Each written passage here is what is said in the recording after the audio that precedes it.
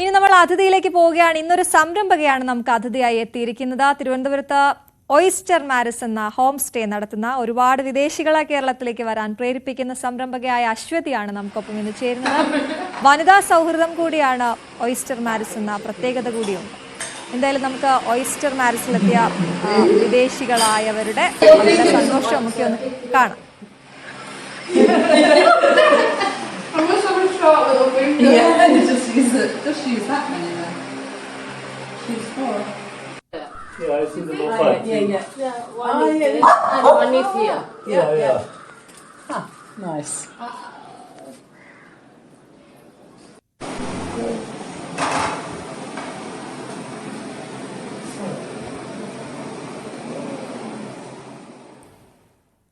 അശ്വതി, വലിയ സന്തോഷത്തോടെ സ്വാഗതം ചെയ്യുന്നു ന്യൂസ് 3യിലേക്ക്. നമ്മൾ അശ്വതിയെ പോലെയുള്ള സംരംഭകരെ, വിജയ വഴിയിൽ മുന്നോട്ട് പോകുന്ന സംരംഭകരെ ന്യൂസ് 3യിലേക്ക് കൊണ്ടുവരുമ്പോൾ ഒരൊറ്റ ലക്ഷ്യമേ ഉള്ളൂ. ഒരുപാട് പേർ ഇങ്ങനെ ഒരു സംരംഭം തുടങ്ങണം, മുന്നോട്ട് പോകണമെന്നൊക്കെ ആലോചിച്ചിരിക്കുന്നുണ്ടാകും. അതിലിപ്പോൾ ഹോം സ്റ്റേ തുടങ്ങണം എന്നൊക്കെ ആഗ്രഹിച്ചിരിക്കുന്നവർക്ക് ഒരു പ്രചോദനം, ഒരു പുഷ്, അതാണ് നമ്മൾ ഉദ്ദേശിക്കുന്നത്. അപ്പോൾ എന്തായാലും ഓയിസ്റ്റർ മാരിസിന്റെ വീഡിയോസ് ഒക്കെ വൈറലാണ്. ഒരുപാട് പേരിങ്ങനെ കണ്ട് ഷെയർ ചെയ്യപ്പെടുന്നു. അവരെല്ലാം ഭയങ്കര ഹാപ്പിയാണ്, അവിടെ വരുന്നവരെല്ലാവരും, അല്ലേ? എങ്ങനെയാണ് ഈ ഒരു സംരംഭം തുടങ്ങിയത്? അതിനെക്കുറിച്ച് പറയാം. ഞാൻ ഈ സംരംഭം തുടങ്ങിയത് 2021 കോവിഡിൻ്റെ ഒരു സെക്കൻഡ് വേവ് ഘട്ടത്തിലാണ് ഞാനിത് തുടങ്ങിയത്. അപ്പോൾ ചെറിയ ഒരു ടെൻഷനൊക്കെ ഉണ്ടായിരുന്നു എങ്ങനെ മുന്നോട്ട് പോകുമെന്നുള്ളത്. പക്ഷെ ആ ഒരു ഘട്ടത്തിൽ നന്നായി പോയത് ഹോം സ്റ്റേകളാണ്. ശരിക്കും പറഞ്ഞു കഴിഞ്ഞാൽ ഈ വരുന്നവരും ഒക്കെ കൂടുതൽ ഹോട്ടലിനേക്കാളും ഉപരി അവർ തിരഞ്ഞെടുത്തുകൊണ്ടിരുന്നത് ഹോം സ്റ്റേകളായിരുന്നു. കൂടുതൽ ആളുകളൊന്നുമില്ലാത്ത ഒരു സ്ഥലം, വളരെ ലിമിറ്റഡ് ആയിട്ടുള്ള ആൾക്കാർ മാത്രമേ ഉള്ളൂ. അപ്പോൾ അതുകൊണ്ട് കൂടുതലും അവർ പ്രിഫർ ചെയ്തിട്ടിരിക്കുന്ന ഹോം സ്റ്റേകളായിരുന്നു. അപ്പോൾ ആ ഒരു സമയത്ത് തുടങ്ങുമ്പോൾ ഉണ്ടായിരുന്ന ആശങ്കകൾ എനിക്ക് അപ്പോൾ മാറിക്കിട്ടി. പിന്നെ അവിടുന്ന് തുടങ്ങിയതാണ് ഞാൻ.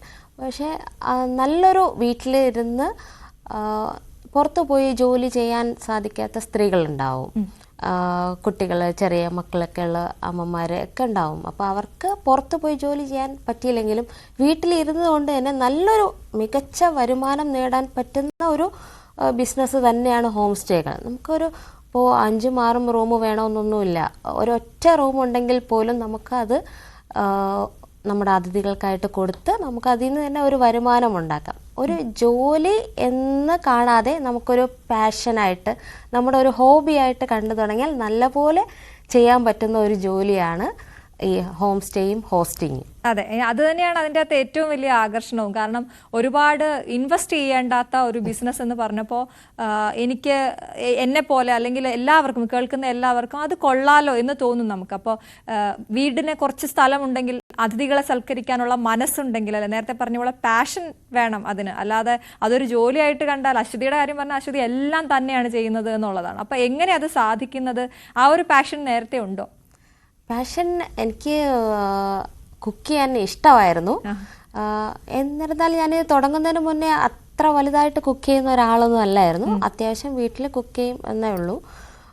ഇത് തുടങ്ങിയപ്പോഴാണ് നമ്മളിപ്പോൾ ഒരാൾ നമ്മുടെ വീട്ടിലേക്ക് വരുമ്പോഴത്തേക്ക് നമുക്ക് ഒരുപാട് നമ്മളിങ്ങനെ ഉണ്ടാക്കി കൊടുക്കാനൊക്കെ നമുക്കൊരാഗ്രഹം ഉണ്ടാവും. അപ്പം അങ്ങനെ നമ്മൾ ഒരു പുതിയ ഡിഷസൊക്കെ ഉണ്ടാക്കി നോക്കി, നമ്മൾ ടേസ്റ്റ് ചെയ്ത് അത് കൊള്ളാമെങ്കിൽ നമുക്കത് വേറൊരാൾക്ക് ഉണ്ടാക്കി കൊടുക്കാനായിട്ട് നമുക്കൊരു താല്പര്യം ഉണ്ടാവണം. അപ്പോൾ ഈ വരുന്ന വിദേശികളായിരുന്നാലും നമ്മുടെ ഇന്ത്യക്കുള്ളിലുള്ളവരായിരുന്നാലും ഫുഡ് ഒരു പ്രധാന ഘടകമാണ്. നമ്മൾ ട്രാവൽ ചെയ്യുമ്പോഴത്തേക്കും നല്ല ഫുഡ് നോക്കി നല്ല ഫുഡ് കഴിക്കണമെന്ന് ആഗ്രഹിച്ച് വരുന്നവരുണ്ടാവും. അപ്പം അത് നമുക്ക് വീട്ടിൽ അത്രയും ഹൈജീനിക് ആയിട്ടായിരിക്കും നമ്മൾ വീട്ടിൽ ഉള്ളവർക്ക് നമ്മൾ പ്രിപ്പയർ ചെയ്യുന്ന ഫുഡ്. അപ്പോൾ അത് നമ്മൾ നമ്മുടെ അതിഥികൾക്കായിട്ട് കൊടുക്കുമ്പോൾ അവർക്കുള്ള സന്തോഷം അത് വേറെയാണ്. അത് കാണുമ്പോൾ അശ്വതിക്ക് സന്തോഷം. വീഡിയോസിലൊക്കെ കാണുന്നത് പോലെ, നമ്മളിപ്പോൾ സൈഡിൽ കാണിക്കുന്ന വീഡിയോയിൽ കാണുന്നത് പോലെ അവർക്ക് തലമുടി കെട്ടിക്കൊടുക്കുന്നു, അവർക്ക് സാരി ഉടുപ്പിക്കുന്നു, അതെല്ലാം ഒരിക്കലും ഒരു ജോലി എന്ന രീതിയിലല്ല കാണുന്നത് എന്ന് അതിൽ നിന്ന് തന്നെ മനസ്സിലാവുന്നുണ്ട്. എങ്കിലും മറക്കാനാകാത്ത അനുഭവങ്ങൾ എനിക്ക് തോന്നുന്നു ഒരുപാട് രാജ്യങ്ങളിൽ നിന്നുള്ള വിദേശികൾ അവിടേക്ക് ഇപ്പോൾ വരുന്നുണ്ട്. ഈ വന്നവരൊക്കെ തന്നെ പറഞ്ഞിട്ട് അവരുടെ റിലേറ്റീവ്സ്, ഫ്രണ്ട്സ് ഒക്കെ വന്ന് താമസിക്കുന്നുണ്ട്. അപ്പോൾ അത്രയും നല്ലതാണ് അവിടുത്തെ ഒരു അറ്റ്മോസ്ഫിയർ എന്നുള്ളതാണ്. എന്താണ് ഒരു അനുഭവം അവരിൽ നിന്ന്? തീർച്ചയായും ഈ വിദേശി വിദേശികൾ എന്ന് പറയുന്നത് നമ്മുടെ ഇന്ത്യയിലേക്ക് വരുമ്പോഴത്തേക്കും അവർക്ക് നമ്മുടെ കൾച്ചറിനെ കുറിച്ചിട്ട്, നമ്മുടെ ടൂറിസ്റ്റ് പ്ലേസസിനെ കുറിച്ചിട്ടൊക്കെ ഒരുപാട് അവർ റിസർച്ച് ചെയ്തിട്ടായിരിക്കും വരുന്നത്. അപ്പം അവർക്ക് അത് കൂടുതൽ അടുത്തറിയാൻ ആഗ്രഹമുള്ളവരാണ് അവർ വരുന്നത്.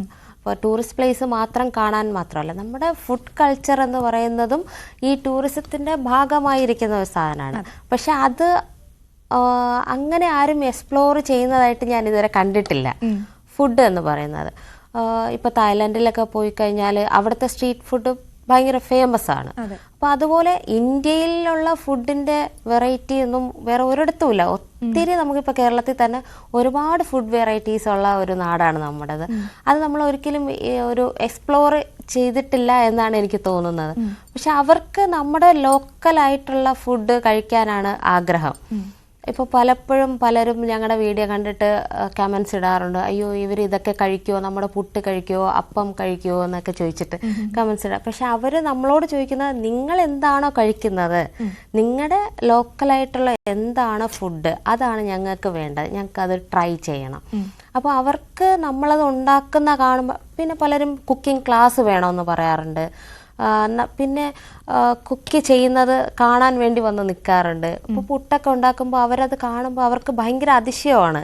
അത് പുട്ടുണ്ടാക്കുന്ന ഇങ്ങനെ ഒരു പാത്രം ഉണ്ടല്ലേ, അതിന് വേണ്ടിയിട്ടുള്ളതാണല്ലേ. അപ്പം നമ്മൾ ഇടിയപ്പം ഉണ്ടാക്കുമ്പോൾ അവർക്ക് അതൊക്കെ ചെയ്യാൻ ഭയങ്കരമായിട്ട് ഇഷ്ടമുള്ള ആൾക്കാരാണ് അവര്.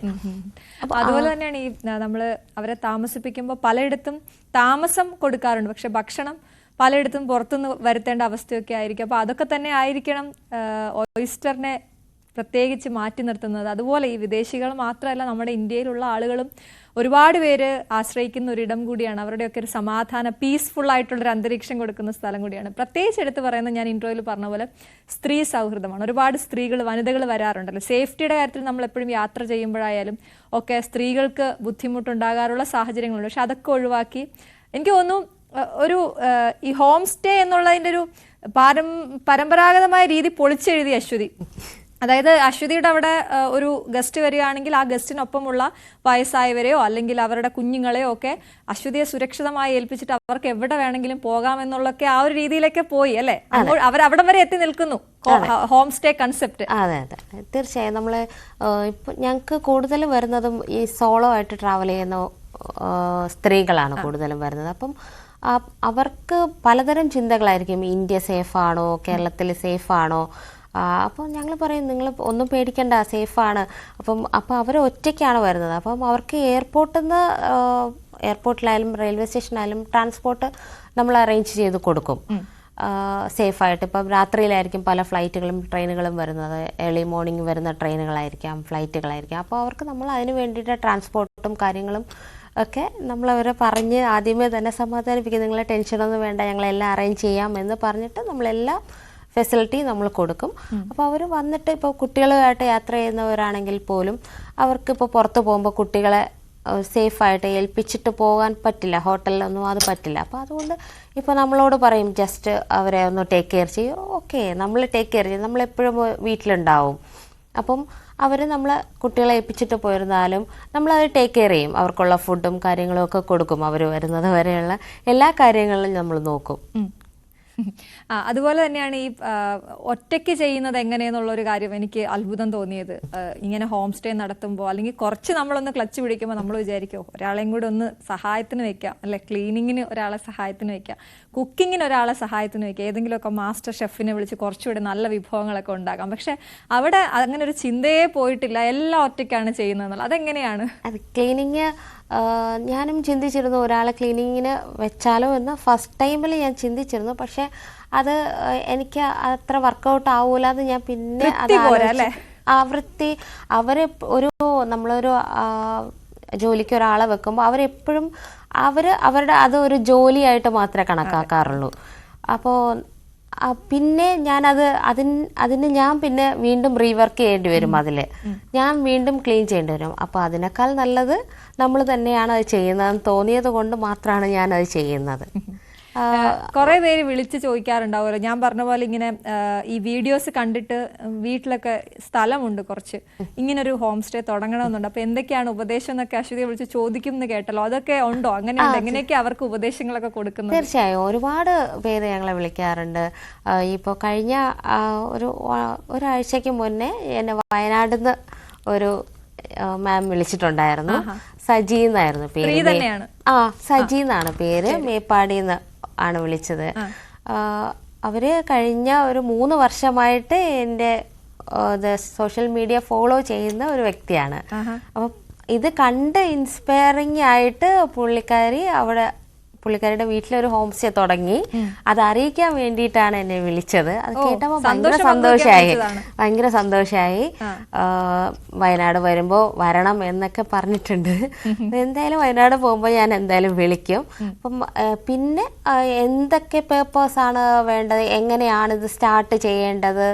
ഇപ്പം നമ്മൾ ഹോം സ്റ്റേ നമുക്ക് അങ്ങനെ പെട്ടെന്ന് ഒരു ദിവസം വീടുണ്ട് മുറിയുണ്ടെന്ന് പറഞ്ഞ് നമുക്ക് സ്റ്റാർട്ട് ചെയ്യാൻ പറ്റില്ല. അപ്പം അതിൻ്റെതായ ബേസിക് ആയിട്ടുള്ള കുറച്ച് ഡോക്യുമെന്റ്സ് കാര്യങ്ങൾ വേണം.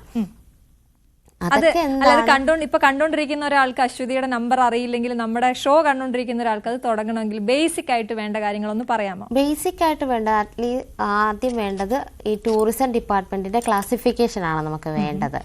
അത് നമ്മുടെ ടൂറിസം ഡിപ്പാർട്ട്മെന്റിൽ ചെന്ന് കഴിഞ്ഞാൽ അവിടെ ഒരു ഫോമാറ്റ് ഉണ്ടാവും. അത് ഫില്ല് ചെയ്തിട്ട് നമ്മൾ കൊടുക്കുക.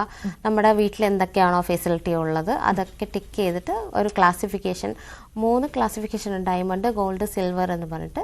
അത് നമ്മുടെ ഫെസിലിറ്റി അനുസരിച്ചിട്ട് അവർ ഏതാണോ ക്ലാസിഫിക്കേഷൻ ഉള്ളത് അത് നമുക്ക് അലോട്ട് ചെയ്ത് തരും. അത് നമ്മുടെ വീട്ടിൽ വന്ന് വീട്ടിലെല്ലാം കണ്ട് അത്രയും ഓക്കെ ആണോ, ഹൈജീനിക് ആണോ എന്നൊക്കെ അവർ ചെക്ക് ചെയ്തിട്ടാണ് നമുക്ക് ഈ ക്ലാസിഫിക്കേഷൻ തരുന്നത്. അപ്പോൾ അത് മാത്രം മതിയാവും ഈ ഹോം സ്റ്റേ തുടങ്ങാനായിട്ട്. അപ്പോൾ ആ ഒരു പേപ്പർ എടുക്കണം.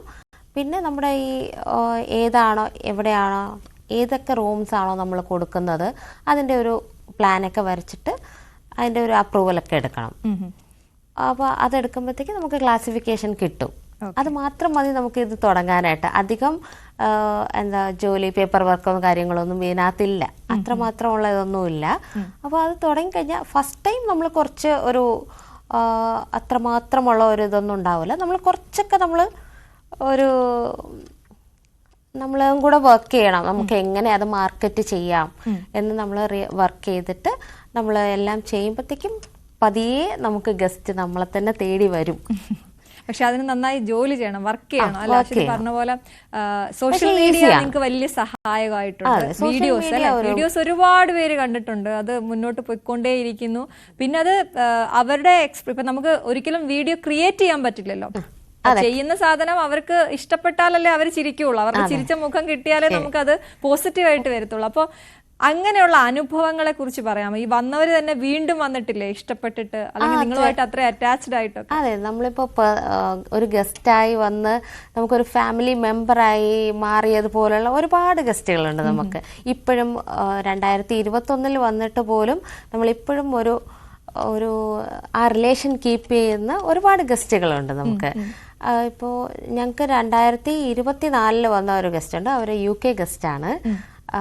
കഴിഞ്ഞ വർഷം വന്നതാണ്. 3 പേരാണ് ഉണ്ടായിരുന്നത്. അപ്പോൾ അവർ പോയി ഒരു 1 മന്തിനകം തന്നെ ഞങ്ങൾക്ക് 2025 ജനുവരിയിൽ ബുക്ക് ചെയ്തു, അവർക്ക് വേണമെന്ന് പറഞ്ഞിട്ട്. ഞങ്ങളുടെ 2025 ഫസ്റ്റ് ബുക്കിംഗ് ആയിരുന്നു അത്.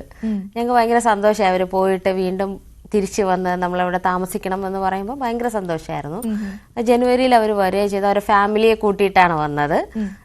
വന്നിട്ട് അതിൽ ഒരാളുടെ 50ാമത്തെ പിറന്നാൾ ഞങ്ങളുടെ വീട്ടിൽ വെച്ചിട്ട് ഭയങ്കര സെലിബ്രേഷനായിട്ട് ആഘോഷിച്ചിരുന്നു.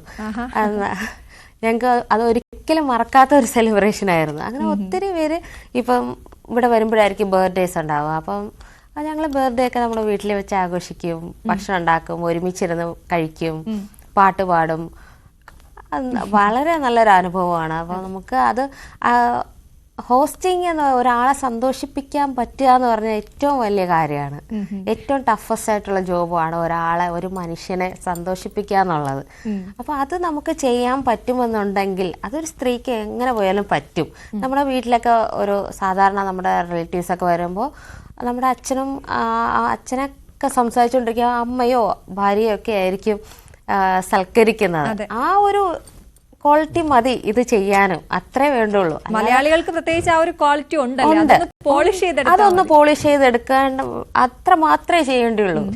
എനിക്ക് ആ വീഡിയോസിൽ ഏറ്റവും ഇഷ്ടപ്പെട്ട ഫുഡ് കഴിക്കുന്നതിൽ ഏറ്റവും ഇഷ്ടപ്പെട്ടത് സദ്യ കഴിക്കുന്നതും ബോളിയും പായസവും ഒക്കെ കൂടി കഴിക്കുന്നതുമാണ്. അപ്പോൾ അത് ഭയങ്കര എങ്ങനെ കഴിക്കും, കൈകൊണ്ട് അവർ സാധാരണ കഴിക്കാറില്ലല്ലോ. അപ്പോൾ അതൊക്കെ കാണുമ്പോൾ ആദ്യം എങ്ങനെയാണ് അവരോട് ഇങ്ങനെ സംസാരിക്കുമ്പോൾ അവരതിന് തയ്യാറാണോ? നമ്മൾ കഴിക്കുന്ന പോലെ തന്നെ കഴിക്കാൻ തയ്യാറാണോ, അതോ സ്പൂണൊക്കെയാണോ ആദ്യം എടുക്കുക?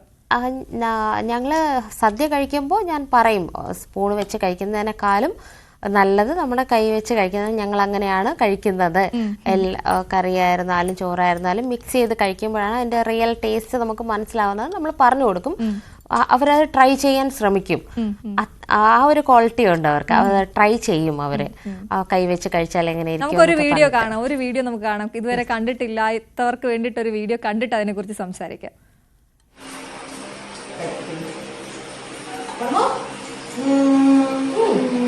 I will try it. I can't take a chip pizza.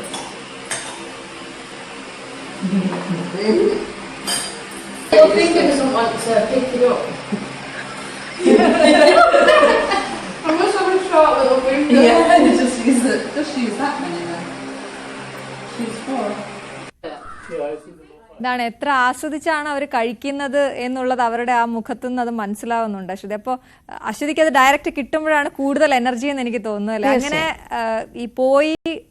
അവിടെ പോയി പറഞ്ഞിട്ട് അവരുടെ ഫ്രണ്ട്സിനെയൊക്കെ കൊണ്ടുവരുന്നവരുണ്ടോ? ഒരുപാട് പേര് തീർച്ചയായും ഉണ്ട്. അവിടെ പോയി നമുക്ക് റെക്കമെൻഡേഷൻ തരുന്ന ഒരുപാട് പേരുണ്ട്. അപ്പോൾ നമ്മൾ ഓൺലൈൻ മാധ്യമങ്ങൾ ഒഴിവാക്കി അവർ നമ്മളെ ഡയറക്റ്റ് കോൾ ചെയ്യും. നമ്മൾ ഇന്ന ദിവസം വേണം എന്നൊക്കെ പറഞ്ഞിട്ട് വിളിക്കാറുണ്ട്. ഇന്ന ആൾ പറഞ്ഞിട്ട് വിളിക്കുകയാണെന്നൊക്കെ പറഞ്ഞിട്ട് മെസ്സേജ് ചെയ്യുന്നവരുണ്ട്, വിളിക്കുന്നവരുണ്ട്. അപ്പൊ അത് കേൾക്കുമ്പോൾ നമുക്കൊരു വളരെ സന്തോഷമുണ്ട്. നമുക്കിപ്പോ എത്ര പേരെയാണ് നമുക്ക് അക്കോമഡേറ്റ് ചെയ്യാൻ പറ്റുക?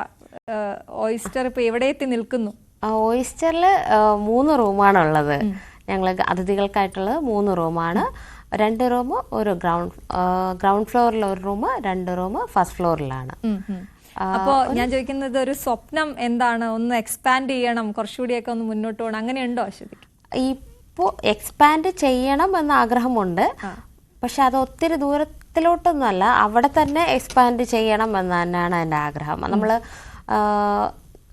നമ്മൾ എക്സ്പാൻഡ് ചെയ്യുമ്പോൾ അതൊരിക്കലും ഇതേ ഒരു ഇത് നമ്മൾ നിലനിർത്തി കൊണ്ടുപോകാൻ ശ്രമിക്കണം. ക്വാളിറ്റി വിടാൻ തയ്യാറല്ല. ക്വാളിറ്റി വിടാൻ തയ്യാറല്ല.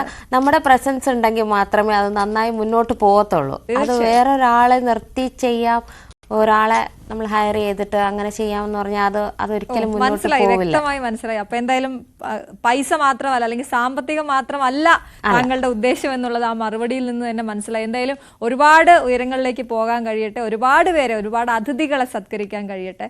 താങ്ക് യു സോ മച്ച് ഞങ്ങൾക്ക് അതിഥിയായി എത്തിയതിന്. Thank you so much.